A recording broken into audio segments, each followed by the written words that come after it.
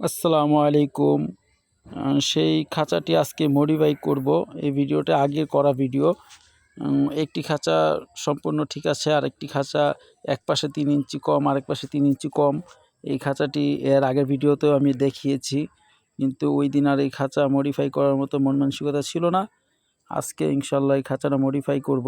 কিন্তু মডিফাই করার আগে আমার খুব কষ্ট লাগতেছে ব্যাপারটা, যে আমি এত দূর থেকে একটা প্রতিষ্ঠান থেকে অর্ডার করলাম, সে জেনে শুনে এরকম একটি মাল দিল আমাকে। বাংলার খামার পেজটির প্রতি আমার একটি আলাদা ভরসা ছিল, যেহেতু যে উপস্থাপন করে উনিও খুব দেখতে আল্লাহওয়ালা। এই হিসাবে আমি খুবই অন্যরকম ভাবতাম, এমনি 8-10টা অনলাইন প্রতিষ্ঠানের মতো ভাবতাম না। এখন আর কি করা, তকদিরে ছিল তা। এখন আর পিছনের কথা ভেবে লাভ নেই, খাঁচাটা মডিফাই করা শুরু করলাম। তো যেই নেট লেগেছে আর যেই খরচ হয়েছে, তাতে দেখা যায় আমার খাঁচার দ্বিগুণ দাম পড়ে যায়। কিন্তু কিছু করার নেই, এভাবে যদি রেখে দিই তাহলে খাঁচাটা আবার নষ্ট হয়ে যাবে, ব্যবহার করা হবে না।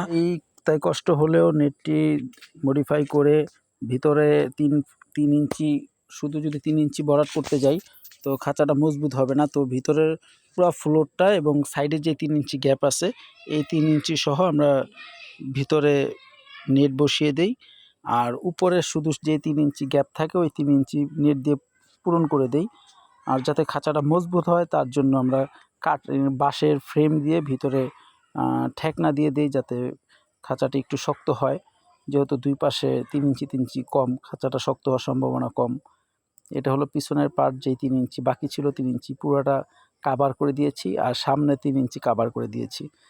আলহামদুলিল্লাহ, খাঁচাটা কমপ্লিট করলাম। সারাদিনের হাফ বেলা লেগে গেলো আমার খাঁচাটা কমপ্লিট করতে।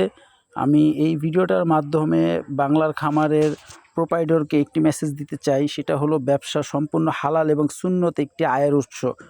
কাস্টমারকে যে কমিটমেন্ট করবেন বা কাস্টমার থেকে যেই প্রোডাক্টের মূল্য নেবেন সেটা দেওয়ার চেষ্টা করবেন ইনশাল্লাহ। তারপরে যদি আল্লাহ না করুক 19-20 হয়ে যায়, সেটা এক জিনিস, কিন্তু জেনে শুনে এরকম কাস্টমারকে ঠকায়েন না।